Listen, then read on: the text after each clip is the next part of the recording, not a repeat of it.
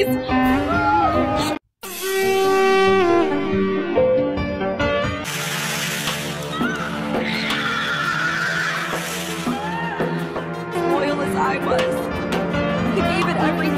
আপনি কি কখনো ভেবে দেখেছেন, যদি কখনো পৃথিবীর সবথেকে বড় এবং শক্তিশালী প্রাণীর সাথে আপনার বন্ধুত্ব হয়ে যায়, তাহলে বিষয়টি কেমন হবে? বন্ধুর মতো খেলবেন, বন্ধুর মতো আদর করবেন, একসাথে সময় কাটাবেন। শুনতে বেশ সুন্দর লাগছে, তাই না? কিন্তু বিশ্বাস করুন, বাস্তব সবসময় গল্পের মতো সুন্দর হয় না। কারণ একটি ভুল সিদ্ধান্ত, একটি ভুল মুহূর্ত আপনার জীবনকে নিয়ে যেতে পারে চিরদিনের জন্য।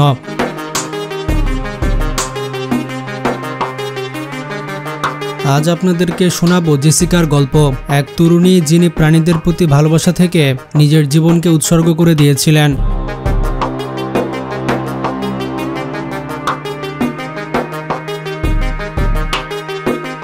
কিন্তু সেই ভালোবাসায় একদিন তার মৃত্যুর কারণ হয়ে দাঁড়ায়। জেসিকা ছোট থেকে সামুদ্রিক প্রাণী ভালোবাসত। এর পেছনে ছিল এক বিশেষ কারণ। তার বাবা ছিল একজন জীববিজ্ঞানী। ছোটবেলা থেকে বাবার সাথে বিভিন্ন গবেষণা অভিযানে যেতেন জেসিকা। তার বাবা সমুদ্রের গভীরে থাকা নানান প্রাণীর আচরণ নিয়ে গবেষণা করতেন। ডলফিন, তিমি, সামুদ্রিক কচ্ছপ, এমনকি রহস্যময় গভীর সমুদ্রের মাছ পর্যন্ত। জেসিকার সবথেকে প্রিয় ছিল ডলফিন আর অর্কা তিমি।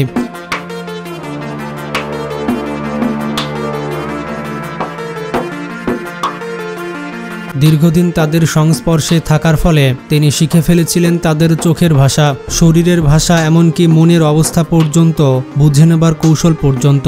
হাতের সামান্য ইশারায় তিনি কয়েকটি ডলফিন নিয়ন্ত্রণ করতে পারতেন। এই দক্ষতা তাকে আরও আত্মবিশ্বাসী করে তুলেছিল, আর প্রাণীদের প্রতি তার ভালোবাসা হয়ে উঠেছিল অটুট। সময় গড়াতে গড়াতে জেসিকা বড় হতে থাকে। মাত্র 19 বছর বয়সে তিনি যোগ দেন ওশেন হ্যাভেন মেরিন পার্কে একজন পেশাদার ওরকা ট্রেনার হিসেবে। এখানে তিনি বিশাল আকারের অর্কা তিমি ও ডলফিনকে প্রশিক্ষণ দিতেন এবং জনসম্মুখে গেম শো করতেন। তার প্রতিভা, সাহস এবং প্রাণীদের প্রতি ভালোবাসা খুবই দ্রুতই তাকে জনপ্রিয় করে তোলে। মাত্র 21 বছর বয়সে তিনি পার্কের সবথেকে জনপ্রিয় অর্কা ট্রেনার হয়ে ওঠেন। প্রতিদিন 500 থেকে 1000 দর্শক ভিড় জমাতেন শুধু জেসিকা আর তার অর্কার খেলা দেখতে। এক একটা অর্কা ডলফিন ছিল প্রায় 22 ফুট লম্বা এবং ওজন ছিল 5400 কিলোগ্রামের বেশি। তাদের সাথে সাঁতার কাটা বা খেলা করা এক কথায় জীবনের সবথেকে বড় রোমাঞ্চ।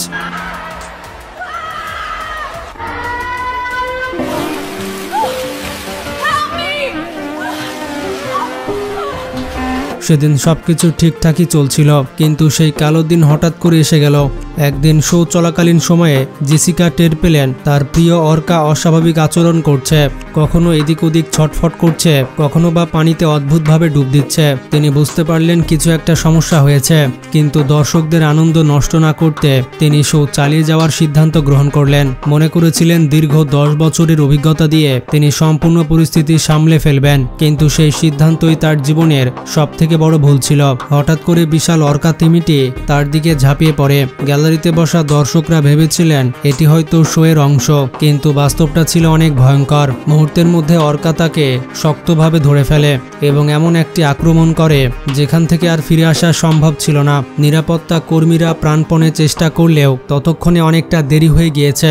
জেসিকার আঘাত ছিল এতটাই ভয়াবহ যে হাসপাতালে পৌঁছানোর আগেই তিনি শেষ নিঃশ্বাস ত্যাগ করেন। জীবনের শেষ মুহূর্ত পর্যন্ত প্রাণীদের প্রতি তার ভালোবাসা এবং মহব্বত ছিল নিঃস্বার্থ, কিন্তু সেই ভালোবাসার মূল্য ছিল তার নিজের জীবন। আজও এই ঘটনা সবাইকে মনে করিয়ে দেয় প্রকৃতির প্রত্যেকটি প্রাণীর নিজস্ব স্বভাব রয়েছে এবং আমরা যতই তাদের সাথে বন্ধুত্ব করি না কেন, তারা শেষ পর্যন্ত তাদের চরিত্র ধরে থাকে। তো যাই হোক, জেসিকাকে আক্রমণ করার পর ওই অর্কাটিকে ধরে ফেলা হয় এবং ডলফিনটিকে একটি শান্ত জায়গায় পাঠিয়ে দেওয়া হয় যেখানে সে বাকি জীবনটা কাটাতে পারবে। অনেকেই বলেছিল অর্কাকে মেরে ফেলতে। জেসিকার মা সবসময় বলতেন, জেসিকাকে বোঝাতেন, মা জেসিকা, ডলফিন হচ্ছে একটা প্রাণী, তুমি প্রাণীর ওপর বিশ্বাস কেন করো? একটা প্রাণীকে এতটাও বিশ্বাস করা উচিত নয়। এই পুরো ভিডিও থেকে আপনারা একটা কথা শিখতে পারেন। শেষ দিকে তার মা বলে, প্রাণীদের সাথে ভালোবাসা এবং বোঝাপড়া যতটা জরুরি, ততটাই জরুরি তাদের স্বাধীনতা আর অনুভূতিগুলো বোঝা। হয়তো জেসিকা আমাদের মাঝে নেই, কিন্তু তার গল্প আমাদেরকে মনে করিয়ে দেয় মানুষ হোক কিংবা পশু, কারো উপরে এতটা বিশ্বাস করা উচিত নয়।